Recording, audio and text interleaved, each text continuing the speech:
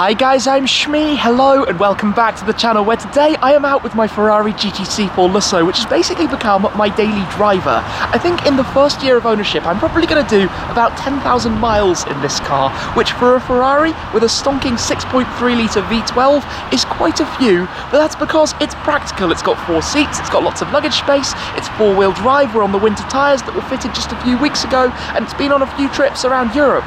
But what does it actually cost to daily drive a Ferrari like a GTC4Lusso? Today I thought we'd go for a drive, a bit of a fuel for thought, an FFT, a return to the series here on the channel, and go through some of the costs and expenses that are involved. What does it cost to buy the car, to finance it? What about the running costs like tax, servicing, warranty, insurance, and the consumables? Tyres, fuel, it's a V12 after all. Let's run through it all and give you an in-depth look into what it's like to daily drive and use a Ferrari. Now then, the squad who've been watching my videos for a while might remember that my first Ferrari was the FF. The GTC4Lusso is the successor to the FF, fundamentally a heavy facelift. A few things have remained in common, of course, the platform, the shape of the car, the style, the setup, but for the GTC4Lusso, they actually offer 2 different powertrains. One is the twin-turbocharged V8, a derivative of the engine that you find in the 488, the Portofino, California T, etc., but that car is rear-wheel drive only. This is the naturally aspirated V12, which for me was always going to be the way that it went. I love V12s, we have to enjoy these cars while we've got them, but also it comes with the added bonus that in this case it is still 4-wheel drive. Now it's quite a trick 4-wheel drive system, but it does mean that you can use this car all the time. You can take it on ski trips, which I'm certainly going to be doing quite soon, and most importantly, when you do fire it into life, which I will do right now, it sounds a little bit like this. Heavenly. What an amazing sound for a daily driver. Now you've got a lot of comfort features in this car which might not make sense instinctively, things like the steering wheel lowering itself, the seatbelt is handed to you by some brackets over your shoulders.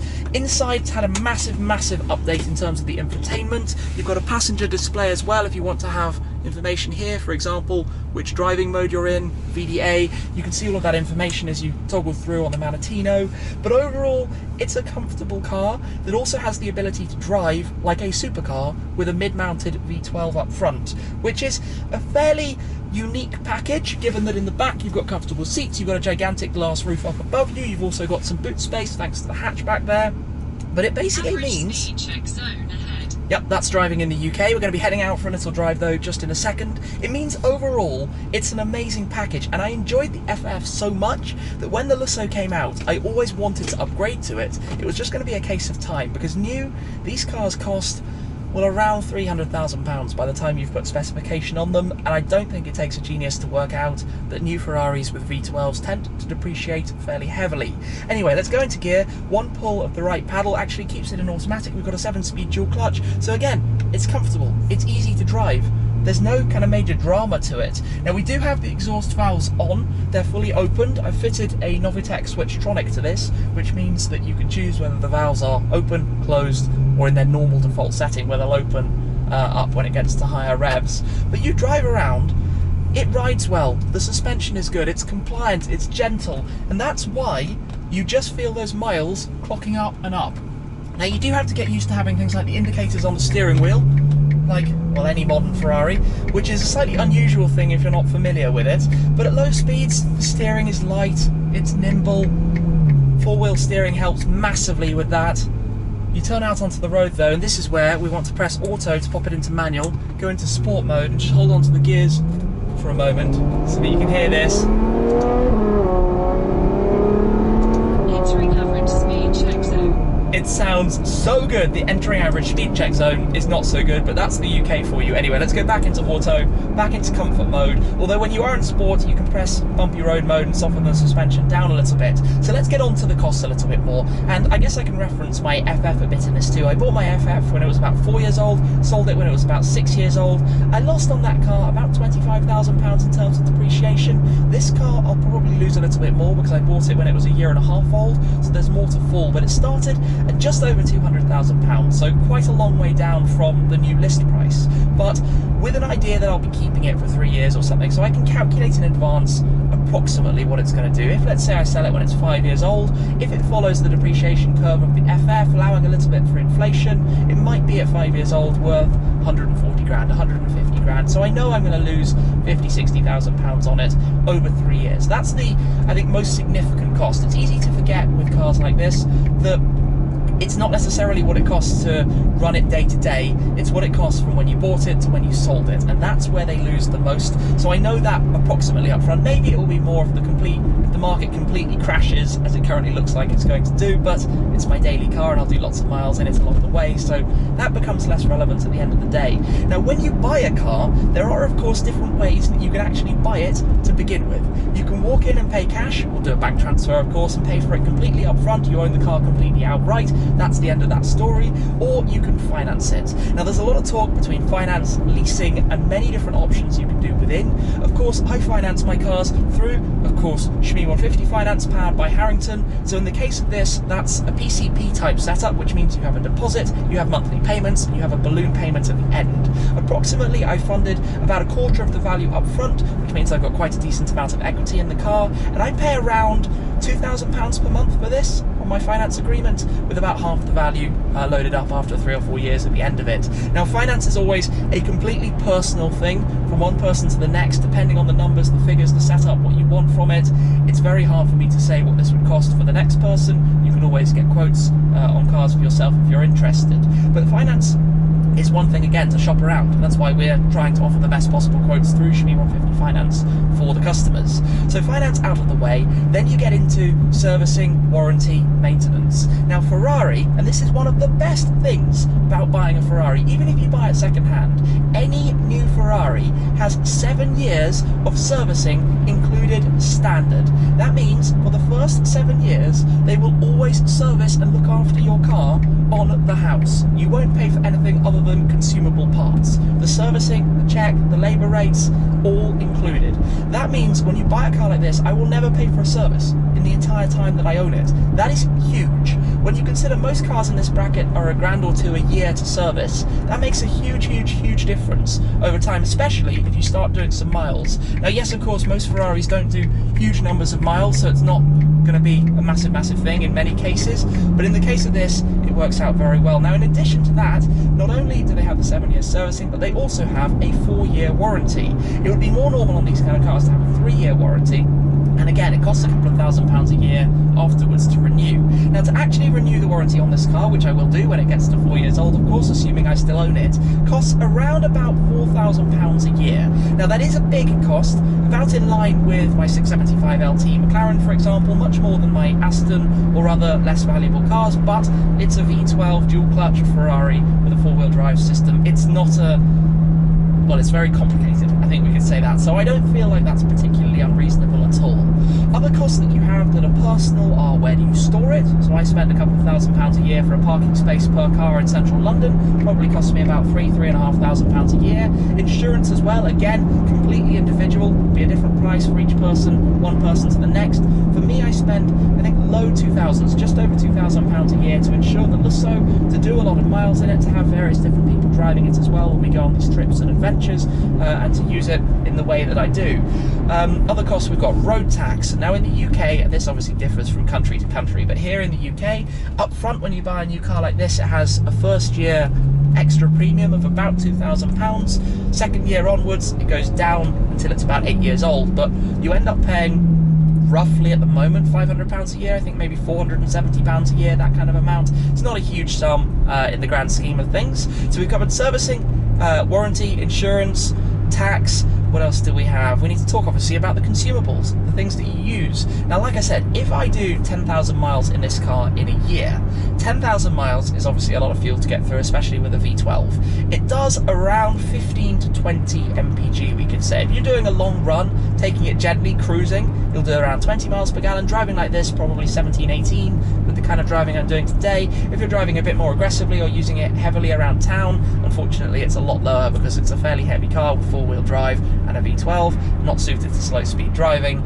You get probably 12, 13, that kind of number. But overall, I figure this means 10,000 miles with current fuel prices, and again, this changes a lot, and obviously you need to put premium fuel in it, which at the moment costs around about £1.45, £1.50 a litre, means I'm going to be spending £3,500 to £4,000 a year on the fuel that goes into it. Now, another consumable people talk about all the time is tyres, but you don't really get through tyres very quickly. A set of fronts on this car will go at about 10,000 miles. They're quite heavily cambered to help with the driving style of it, and that means quite a lot of angle, and they wear on the insides very quickly. The rears, you'll get 15,000, maybe even 20,000, depending on the kind of mileage you're doing, particularly if, like me, you drive it on the motorway. Then when you do buy a set of tyres, it's what, £1,200 a set? So that's for a full set. If you're doing 10,000 miles, you're not really spending more than £500, £600, £700 worth of tyres a year. Now, you can do as I have done and get a second set of wheels with winter tyres to drive it all around the year, which certainly helps me quite significantly with my trips and taking the car down towards the snow. But obviously that has an additional cost depending on the wheel design and things you want, so it's hard for me to judge that. You could, of course, also just have a second set of tyres and keep them, which wear eventually over time anyway, so nothing's lost by actually having them, just a little bit of time to swap them around. And you can, in the back of this, fit them all. I have put them in wheel bags before from Richbrook and tucked them into the back here, and it does work. So you can travel in a Lusso with four wheels and tyres in the back of the car if you want to do that and make your life a little bit easier. So in terms of costs, that's pretty much everything that's involved. Now remember, as well, as we come to a stop, the car is probably going to stop-start because it is efficient at the end of the day. Oh no, it hasn't right now. It always depends on how long you've been driving, or there, it was turned off, so it wasn't going to do it. But we can go into sport mode, just have a little bit of fun, hold the gear a tiny bit longer, and it sounds so nice. Even at 30 miles an hour, literally. Yeah, so why I love the car, it's amazing to drive. Look around this interior, carbon fibre trims everywhere. We've got the LED shift lights on the steering wheel. It feels like a sporty, exciting car. I mean, it is a sporty, exciting car. 700 horsepower. It's not holding back at all. You can use it, though, daily. Yeah, okay, it's quite large, but it has cameras at the front and the rear to help you park. It has, you know, all the parking sensors and everything like that. Visibility is good. You don't have too much by way of blind spots. There are a lot of big windows all around, so you can see what's going on. I'm going to go back into auto. Your controls are all easily accessible. You've got good storage buckets. You can open up the central console. In here, you've got cup holders, you've got storage bins for whatever it may be. It's a great road tripping car, a great car to just jump in, to sit comfortably. Obviously, the seats move in a million different directions. You have lumbar support, you have the heated seats if you want, bring up the display on the central screen. I'm not the biggest heated seat fan, but those that do like them, again, very, very easy. Inside here, you've got all of your touchscreen controls that you'd expect to have. You've got Apple CarPlay. I'm not an Apple guy, which is why I don't use that. Unfortunately, it doesn't have Android Auto. That's something I would very much like out of the car, but you've got your comfort settings. You've got everything that you would want to have in a car like this. You have, as you would kind of expect, in an upmarket luxury premium vehicle. Now, I choose to use a navigation system with Waze running. I talk about this quite often, but Waze has the advantage of knowing what's going on. It knows live traffic, it gives you better routes. I think it's the best navigation system out there, but most importantly for me, when I'm hot towing between one car and the next, it makes my life massively easier to just have one nav system that's pre-set up with all of my addresses, hook it up on the windscreen of every car. It means it's right there in front of me, can see what's going on, don't have to try and work out a million different systems in every car. Yes, I use it on Android Auto in the Ford GT and in whichever other cars. The GT8 actually has Android Auto as well, but the McLarens don't, and nor does the Ferrari. But just driving along, you get the point. It's a fantastic car. So cost-wise, you know, I haven't worked it out to the penny. It's going to cost me, like I said, 20 grand in depreciation a year. Probably in terms of all running costs, what am I in? Another 15 a year. So it isn't, I'm not going to sit here and pretend that this is not an expensive car. We are still talking £35,000 a year for 10,000 miles of driving. But that's in a Ferrari, which is awesome. And I find that the combination of the included servicing and the sense, if you choose which car to buy, really, really cool. The fact that you can run such a thing. And oh look, we go past, I don't even know, is that a Morgan of some description? No, I'm not quite sure what that was anyway.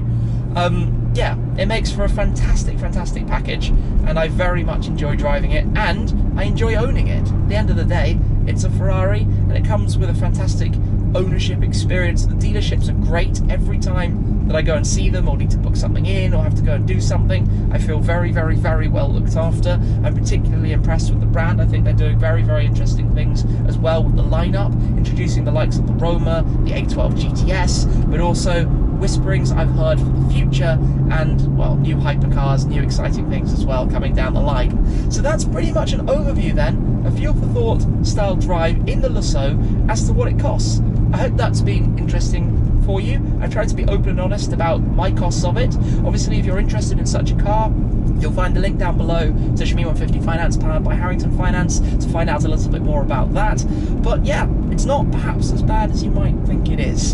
For me, of course, it's the perfect match to use this car as almost, in some cases, you know, we took it as the support car to the Ford GT, which has absolutely no luggage space, but to use it as practical car. You know, I went home to my parents over Christmas with it, taking all the presents and things in the back, drove around with 4 people on occasion. It's a really, really, really good package. Anyway, I'm going to leave you for there. Thank you very much for watching, guys. I hope this has been interesting for you. Do let me know what else you'd like to hear my thoughts on in future Fuel for Thoughts, but for now, I'll wrap things up. Thank you again for watching, thank you for your support, and I'll see you again very soon. Cheers!